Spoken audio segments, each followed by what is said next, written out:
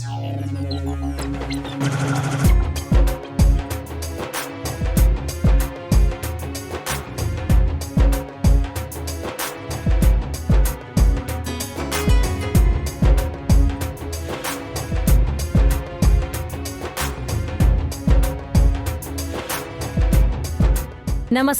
आप देख रहे हैं संस्कृति टीवी।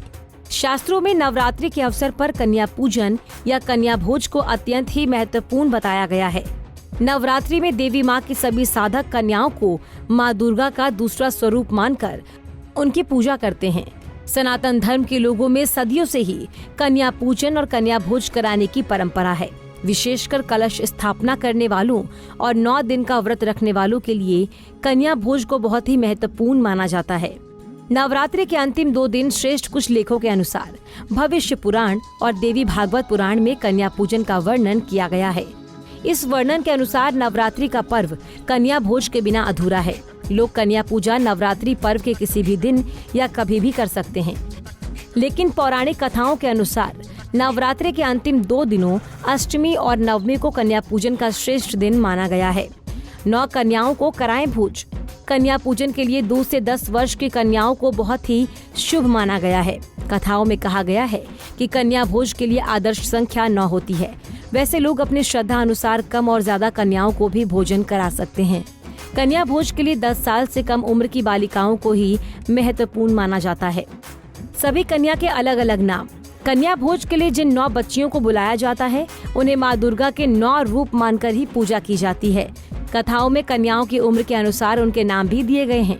2 वर्ष की कन्या को कन्या कुमारी, 3 साल की कन्या को त्रिमूर्ति, 4 साल की कन्या को कल्याणी, 5 साल की कन्या को रोहिणी, 6 साल की कन्या को कालिका, 7 साल की कन्या को चंडिका, 8 साल की कन्या को शांभवी, 9 साल की कन्या को दुर्गा और 10 साल की कन्या को सुभद्रा का स्वरूप माना जाता है।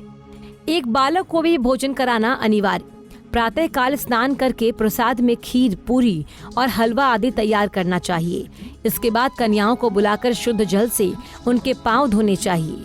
कन्याओं के पांव धुलने के बाद उन्हें साफ आसन पर बैठाना चाहिए। कन्याओं को भोजन परोसने से पहले माँ दुर्गा को भोग लगाना चाहिए और फिर इसके बाद प्रसाद स्वरूप में कन्याओं को उसे खिलाना चाहिए। 9 कन्याओं के एक साथ एक छोटे बालक को भी भोज कराने का प्रचलन है। बालक भैरव बाबा का स्वरूप या लंगूर कहा जाता है।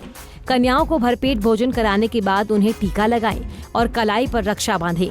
कन्याओं को विदा करते वक्त अनाज, रुपया या वस्त्र भेंट करें और उनके पैर छूकर आशीर्वाद प्राप्त करें। मान्यता है कि जो साधक अष्टमी या नवमी को कन्या भोज कराता है, उसकी सभी मनोकामनाएं पूरी होती हैं। ऐसी भी मान्यता है कि इस दिन कन्या पूजन और भोज के अलावा कन्याओं को वस्त्र, फल आदि भेंट करना चाहिए। इससे इच्छाओं की पूर्ति जल्दी होती है और दुखों का नाश होता है। दोस्तों, उम्मीद है आपको हमारी ये जानकारी पसंद आई होगी।